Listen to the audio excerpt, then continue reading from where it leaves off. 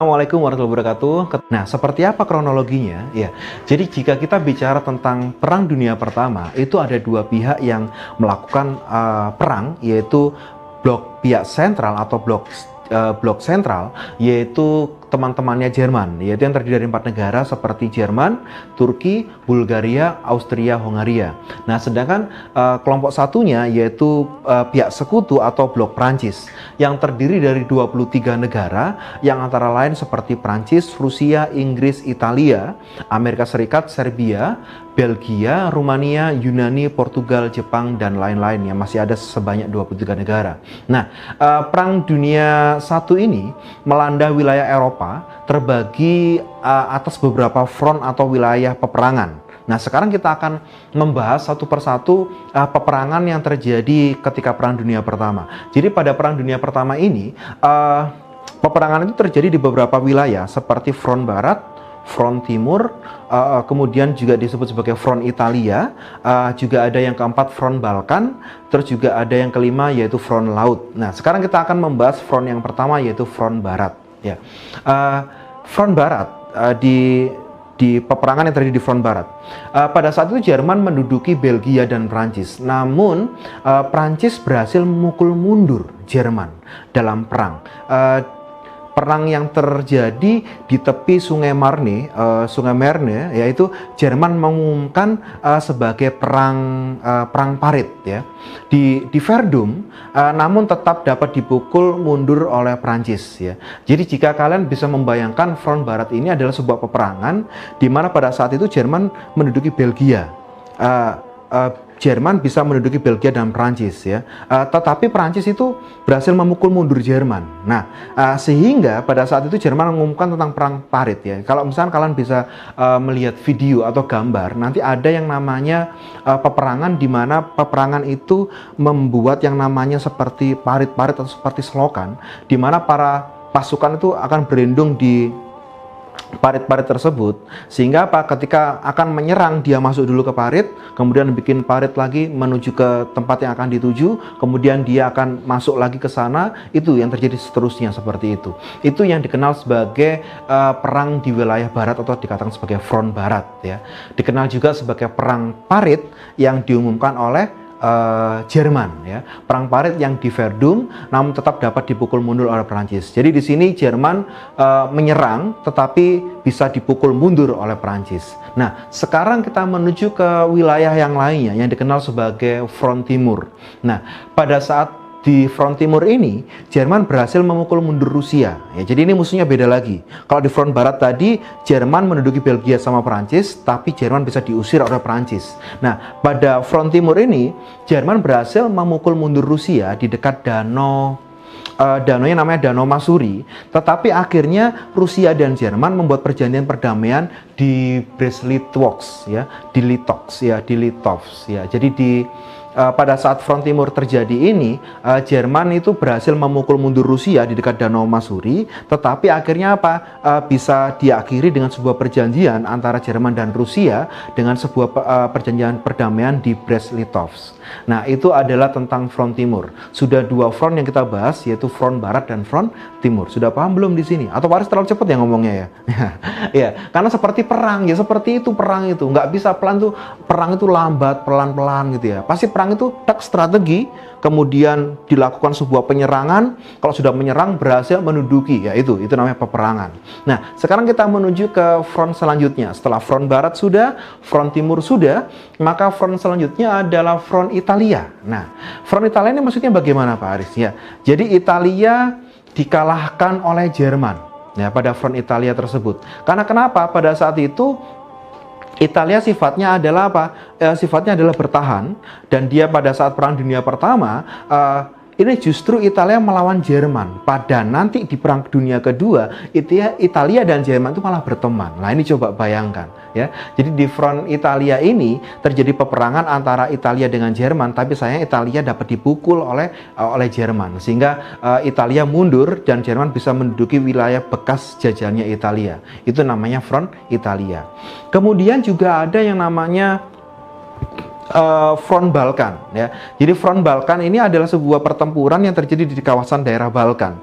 Nah, awalnya Jerman pada waktu itu mengalami kemenangan atas Rumania, daerah Balkan ya. Akhirnya Rumania dan Serbia menyerah terlebih dahulu kepada Jerman pada saat itu. Nah, Inggris menyerang Dardanella, yaitu sebuah wilayah, tetapi dalam pertempuran di Gallipoli, Inggris berhasil dikalahkan oleh Turki.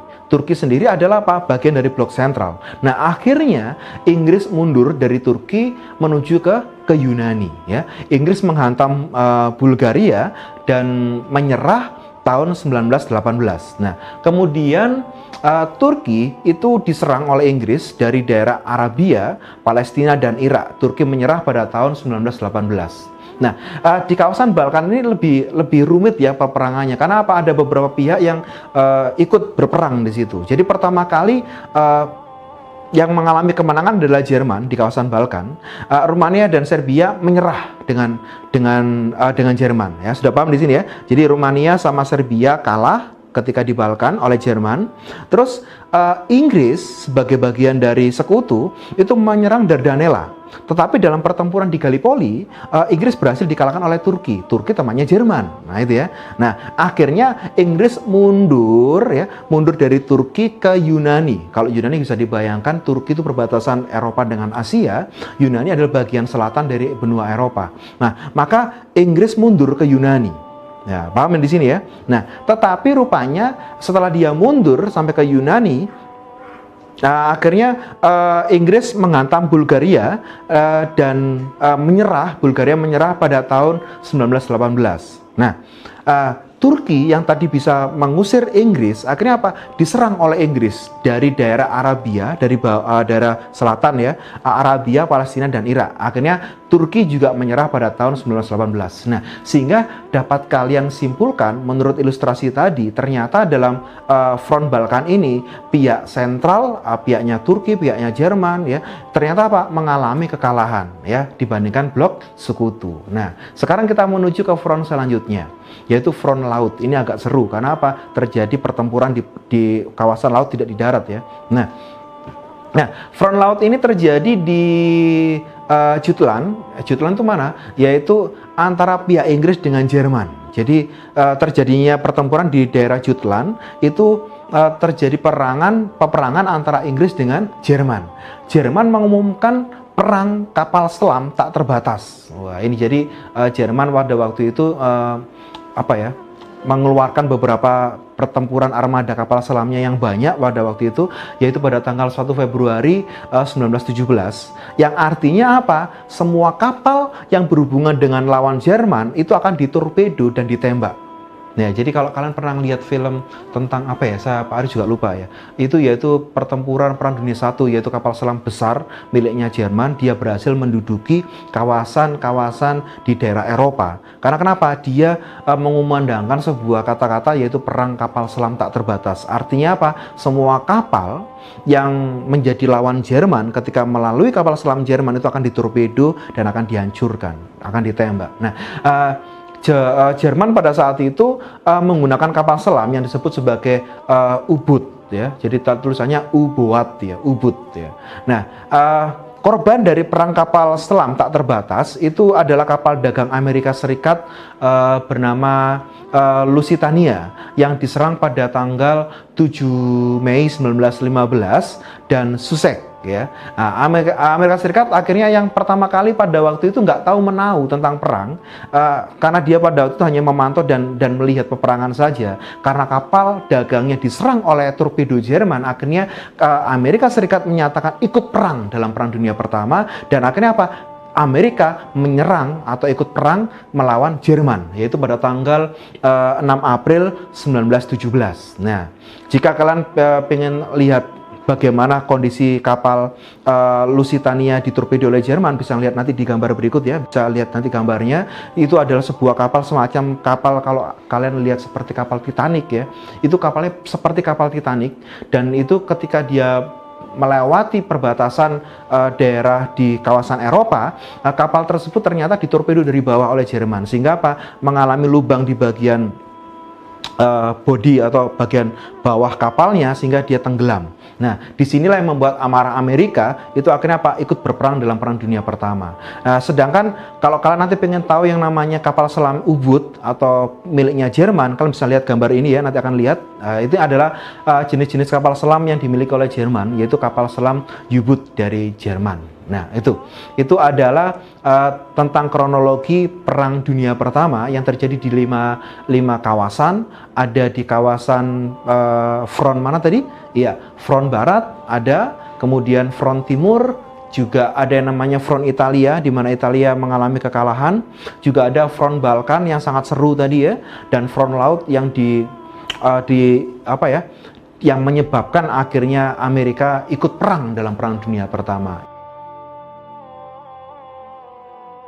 Perang Dunia Pertama adalah perang yang paling besar yang pernah ada dalam sejarah perang di dunia. Nah, dalam Perang Dunia Pertama ini ada beberapa pihak yang berperang, yaitu yang pertama adalah blok sekutu, yang kedua adalah blok sentral. Sekarang kita akan bahas satu persatu.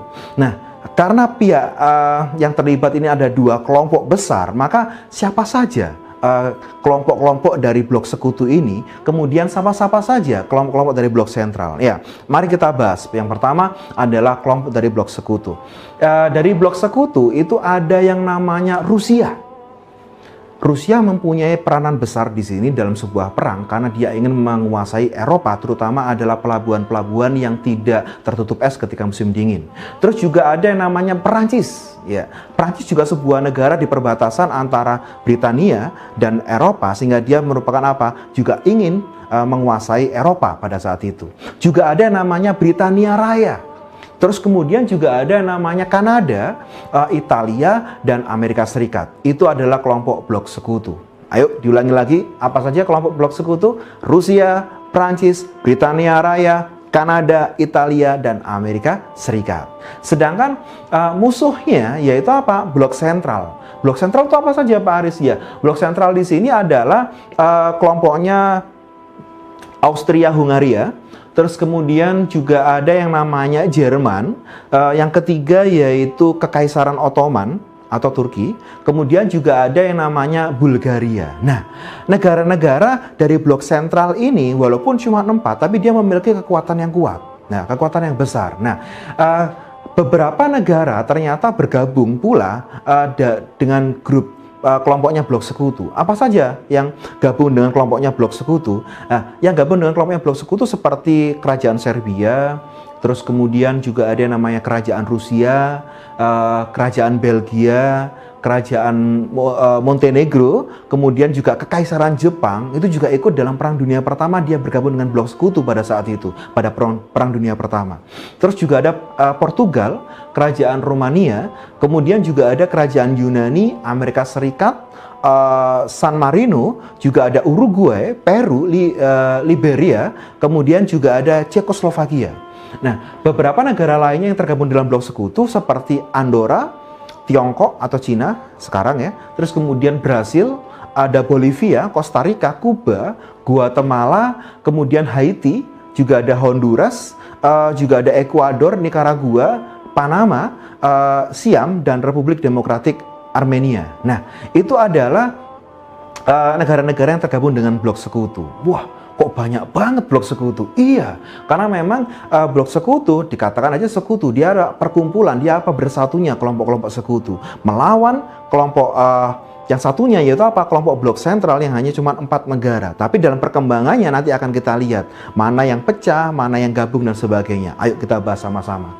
Nah, Perang Dunia Pertama atau Perang Dunia I disingkat PD1, dan istilah-istilah lainnya dalam bahasa Inggris seperti The Great War, War of the Nation, atau mungkin war to end all war, ya, perang untuk mengakhiri semua perang, dan kata-kata sebagainya. Itu adalah sebuah konflik dunia, perang global yang terpusat di Eropa, berlangsung, ayo masih ingat video sebelumnya, berlangsung pada mulai tanggal 28 Juli 1914 sampai dengan 11 November 1918 yang diawali dari konflik di semenanjung Balkan.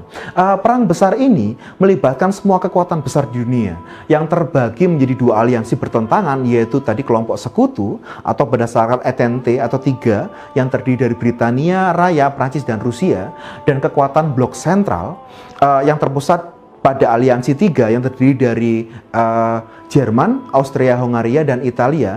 Namun saat Austria-Hungaria melakukan serangan, sementara persekutuan ini bersifat yang namanya defensif. Italia tidak ikut berperang pada saat itu. Nah, kedua aliansi ini melakukan apa? Reorganisasi. Italia berada di pihak sekutu dan memperluas diri saat banyak negara itu ikut serta dalam perang. Nah, jadi kalian nanti bisa memahami ya, pada saat terjadi perang dunia pertama, Italia tidak ikut berperang, tapi dia sebagai apa? Menjaga diri, dalam artian apa? Ingin melihat pihak mana yang lebih kuat, akhirnya dia ikut dalam pasukan sekutu waktu itu.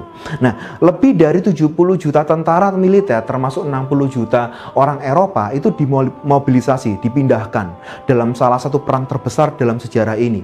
Nah, banyak sekali korban, terutama lebih dari 9 juta prajurit gugur, terutama akibat kemajuan teknologi yang meningkat sehingga memunculkan senjata-senjata baru yang akhirnya apa? Menyebabkan banyak sekali kematian dan bergugurannya para prajurit dan warga sipil ketika Perang Dunia Pertama. Penyebab jangka panjang perang ini mencakup kebijakan luar negeri seperti yang Pak Aris jelaskan di video sebelumnya, yaitu kebijakan luar negeri imperialis kekuatan besar Eropa, termasuk Kekaisaran Jerman, Kekaisaran Austria-Hungaria, dan Kesultanan Utsmania, serta Kekaisaran Rusia untuk apa? Untuk menguasai dunia pada saat itu. Oke, sekarang mari kita simpulkan. Setelah tahu sebabnya, setelah tahu kelompoknya, sekarang mari simpulkan bersama-sama siapa saja yang berperang dalam Perang Dunia yang pertama. Yang berperang adalah blok sekutu melawan blok sentral. Pintar.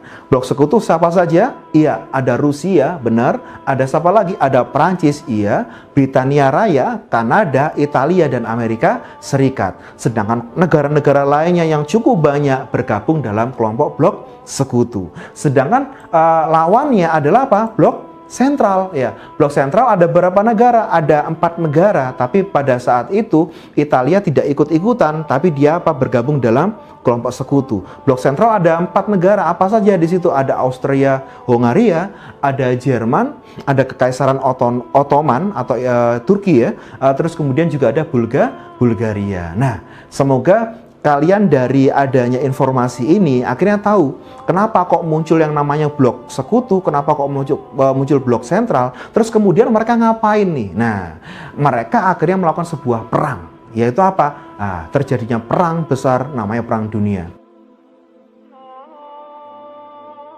Nah, jika kita bicara tentang akhir Perang Dunia Pertama, berakhirnya Perang Dunia I terjadi setelah serangan besar-besaran yang dilakukan oleh pihak sekutu. Nah, yang pada waktu itu melawan apa? Pihak sentral. Nah, serangan ini membuat pihak lawan, yaitu Jerman dan kawan-kawan yang tergabung dalam blok sentral, yaitu menyerah pada tahun 1918. Ada beberapa faktor yang menyebabkan kekalahan tersebut. Faktor yang pertama yaitu penambahan kekuatan pada tahun 1915 dari Italia yang ikut bergabung ke pihak Rusia, Inggris, dan Perancis. Seperti yang Pak Aris jelaskan di video-video sebelumnya, yaitu pada saat berperang, Italia pada awalnya dia bergabung menahan diri dengan blok sentral. Tapi setelah melihat kekuatan blok sekutu lebih kuat, maka Italia diserang oleh Jerman, sehingga Italia bergabung dengan blok sekutu. Sehingga di sini faktor yang pertama yaitu adanya penambahan kekuatan pada tahun 1915 dari Italia yang ikut bergabung dengan pihak Rusia, Inggris, dan Prancis, membuat kemenangan di pihak sekutu. Terus faktor kedua yang menyebabkan kemenangan pihak sekutu dan kekalahan dari pihak blok sentral, yaitu apa? Bergabungnya Amerika Serikat pada tahun 1917 ke pihak sekutu, yang disebabkan pada saat itu karena warga Amerika Serikat tewas saat kapal Inggris ditenggelamkan oleh Jerman. Jadi di pertemuan video sebelumnya Pak Aris sudah jelaskan, yaitu salah satu kapal selam miliknya Jerman, U-boat, itu menembak yaitu kapal dagang milik Amerika, sehingga banyak sekali warga Amerika yang tewas. Nah, hal inilah yang menyebabkan Amerika akhirnya marah dan bergabung dengan kelompok sekutu untuk menyerang Jerman dan teman-temannya. Nah, itu adalah faktor yang kedua. Nah, faktor yang ketiga yaitu munculnya gerakan sosial di Jerman dan Austria, yaitu gerakan sosial ini bosan dengan kegiatan perang yang berlangsung lama sehingga melemahkan Jerman. Sehingga di situ ternyata ketika Jerman berperang musuh lawan-lawannya di dalam negeri, pihak-pihak Jerman juga mengalami yaitu gerakan sosial dari orang-orang Jerman yang nggak suka ternyata dengan politik perang tadi. Nah, menyerahnya blok sentral kepada pihak sekutu pada bulan November tahun 1918, kemudian disusul dengan penyelenggaraan perjanjian-perjanjian perdamaian. Nah, perjanjian perdamaian ini dilangsungkan pada tanggal 28 Juni 1919 ya. Jadi perjanjian ini dilangsungkan pada tanggal 28 Juni 1919 di Paris dengan diwakili oleh 70 utusan dari 27 negara pemenang Perang Dunia I atau pihak sekutu. Nah, perjanjian itu yang menyelesaikan Perang Dunia I, yaitu bernama Perjanjian Versailles, dan merupakan kunci utama tercapainya perdamaian dari kedua belah pihak. Nah, apa saja sih Pak Aris isi dari Perjanjian Versailles? Ya, jadi isi dari Perjanjian Versailles yaitu yang pertama, pihak Jerman menyerahkan daerah Lotharingen dan Alsace kepada pihak Prancis serta daerah Malmedy dan Eupen kepada pihak Belgia. Karena sebelumnya Jerman menduduki kawasan ini. Setelah Jerman dinyatakan kalah dalam Perang Dunia Pertama, maka wilayah tersebut dikembalikan kepada Prancis dan Belgia. Terus kemudian isi Perjanjian Versailles yang kedua, yaitu daerah koloni Jerman diserahkan ke Prancis, Jepang, dan Inggris. Itu yang isi yang kedua. Isi Perjanjian Versailles yang ketiga, yaitu pasukan militer Jerman dibatasi, yakni tidak boleh lebih dari 100.000. Kasihan Jerman. Setelah Perang Dunia I, nyerang kemana-mana dengan pasukannya kemana-mana. Setelah Perjanjian Versailles harus di stop. Cuma berapa? 100.000 saja. Nah, ini bagaimana nanti kita akan lihat siapa yang curang di Perang Dunia II nanti ya. Nah, ini Pak Arko sudah bocorin ya. Ya, tenang saja ya. Nanti kita akan bahas Perang Dunia II di pertemuan selanjutnya. Nah, jadi isi yang ketiga yaitu melalui Perjanjian Versailles ini yaitu pasukan militer Jerman dibatasi nggak boleh lebih dari 100.000. Nah, terus isi yang keempat dari Perjanjian Versailles yaitu pihak Jerman harus membayar ganti rugi perang, yaitu sebanyak 132 miliar mark. Ya, miliar mark itu tahu ya. Jadi itu mata uang Jerman ke negara sekutu ya. Jadi sebanyak 132 miliar mark ke negara sekutu. Jerman yang memulai, Jerman yang kalah, Jerman suruh bayar pula. Kasihan Jerman. Terus isi yang kelima dari Perjanjian Versailles yaitu wilayah SAR di bawah pengawasan Liga Bangsa-Bangsa dalam waktu 15 tahun. Isi yang keenam yaitu daerah Danzig bebas merdeka di bawah perintah LBB atau Liga Bangsa-Bangsa. Seperti kita ketahui, Danzig adalah sebuah wilayah yang pernah diduduki oleh Jerman. Jadi akhirnya daerah ini dilepaskan dan akhirnya bebas merdeka di bawah pengawasan Liga Bangsa-Bangsa atau LBB. Nah, terus isi yang ketujuh yaitu Jerman bagian barat dikuasai oleh pihak sekutu dalam kurun waktu 15 tahun. Nah, itu adalah isi dari Perjanjian Versailles. Dengan ditandatanganinya Perjanjian Versailles pada tanggal 28 Juni 1919 di kota Paris, Prancis, maka secara resmi Perang Dunia I berakhir dan dimenangkan oleh pihak sekutu. Nah, itu adalah akhir dari Perang Dunia I ya. Jadi adanya Perjanjian Versailles. Perang Dunia I ini juga diakhiri Perang Dunia I ini ternyata kemenangan ada daripada pihak sekutu dan juga ada beberapa perjanjian selain Perjanjian Versailles. Seperti apa? Seperti Perjanjian Sans-Germain yang yang ditandatangani pada tanggal 10 November 1919, yaitu perjanjian antara pihak sekutu dengan Austria. Terus juga ada yang namanya perjanjian Neuilly yang ditandatangani pada tanggal 27 November 1919, yaitu antara pihak sekutu dengan Bulgaria. Juga ada perjanjian Trianon yang ditandatangani pada tanggal 4 Juni 1920, itu antara pihak sekutu dengan Hungaria. Juga ada perjanjian Sèvres, itu yang ditandatangani 20 Agustus 1920 antara pihak sekutu dengan pihak Turki. Nah, bagaimana isi-isi perjanjian tersebut dan apakah ada lagi perjanjian-perjanjian tentang Perang Dunia Pertama? Kekalahan Jerman di front barat mengakibatkan kehidupan rakyat semakin bertambah susah. Keadaan Jerman seperti ini menimbulkan gerakan dari kaum komunis atau Spartakis yang hendak menggulingkan pemerintahan. Jerman menghadapi serangan dua kali, yaitu dari pihak sekutu dan pemberontak dari kaum komunis. Seperti kita ketahui bahwa sebelumnya kekalahan Jerman pada Perang Dunia I itu karena apa? Adanya gejolak dari dalam negeri, yaitu para golongan-golongan liberalis dan komunis, yaitu apa? Tidak menghendaki adanya perang yang dilakukan oleh Jerman. Nah, karena serangan itulah Jerman terpaksa menyerah pada tahun 1918. Nah, Hitler menamakan gerakan Spartakis itu sebagai tusukan pisau dari belakang. Yang menyebabkan Kaisar Jerman, yaitu Wilhelm II, turun tahta dan pemerintahannya dipegang oleh Albert atau beraliran sosialis. Akhirnya Jerman dijadikan republik dan selanjutnya menyerah kepada pihak sekutu. Sementara di Austria timbul pemberontakan-pemberontakan yang dilakukan oleh kaum komunis dan kaum Slavia, ya, yang mengakibatkan Kaisar Karl, yaitu pengganti Kaisar Franz Joseph II, itu terpaksa harus turun tahta tahun 1918, sehingga Austria-Hongaria menjadi republik juga. Yaitu Austria-Hongaria menjadi republik, Jerman pun menjadi republik. Nah, setelah Perang Dunia I berakhir, baik negara-negara yang menang maupun negara-negara yang kalah perang sibuk mengadakan namanya perjanjian-perjanjian perdamaian, seperti ya, yang pernah kita bahas di pertemuan sebelumnya, yaitu ada beberapa perjanjian. Sekarang kan kita kita akan kulik semuanya, akan kita ungkap semua perjanjian apa gitu ya. Yang pertama adalah perjanjian Versailles. Perjanjian Versailles itu ditandatangani pada tanggal 28 Juni 1918 antara pihak Jerman dengan pihak sekutu. Isinya apa saja? Nah, perjanjian Versailles ini isinya adalah yang pertama, Jerman menyerahkan Alsace dan Lorraine kepada Prancis dan Eupen Malmedy kepada Belgia. Terus isi yang kedua dari perjanjian ini adalah Danzig di sekitarnya menjadi kota yang merdeka di bawah Liga Bangsa-Bangsa atau LBB. Isi yang ketiga dari perjanjian Versailles yaitu Jerman kehilangan semua tanah jajahannya yang diambil oleh Inggris, Prancis, dan Jepang. Terus isi yang keempat yaitu Jerman harus membayar ganti rugi perang sebesar 132 miliar mark emas. Yang kelima, angkatan perang Jerman itu diperkecil sampai 100.000 personil saja.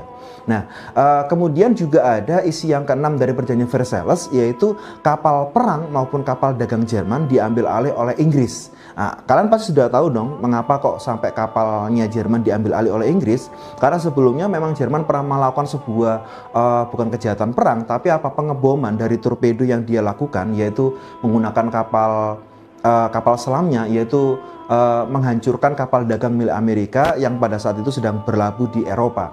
Nah, dari adanya kapal perang milik Jerman ini akhirnya diambil alih oleh Inggris karena Jerman kalah pada sekutu.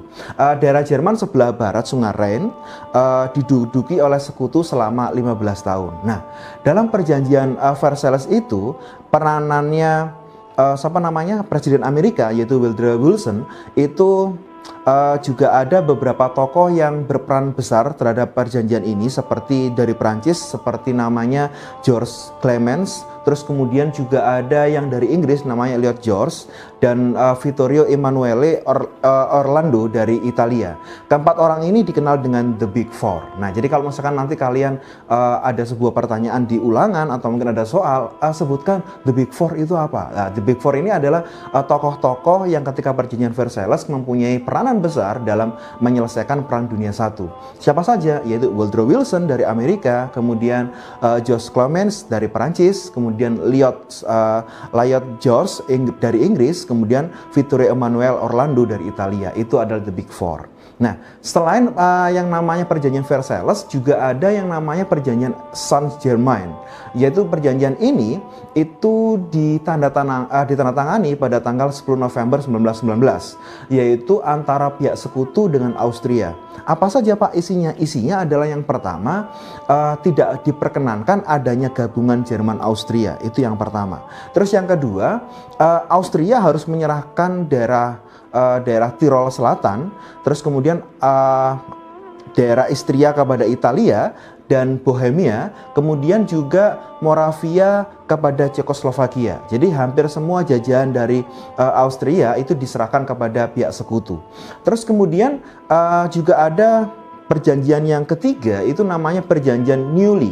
Perjanjian Neuilly ini ditandatangani pada tanggal 27 November 1919, yaitu perjanjian yang berisi perjanjian antara pihak sekutu dengan Bulgaria. Isinya apa Pak? Isinya adalah Bulgaria harus menyerahkan daerah pantai Aegia kepada Yunani. Nah, jadi itulah tiga perjanjian awal, yaitu perjanjian Versailles, kemudian perjanjian Saint-Germain, kemudian juga perjanjian Neuilly. Juga ada lagi yang namanya perjanjian yang keempat, yaitu perjanjian Trianon. Ya.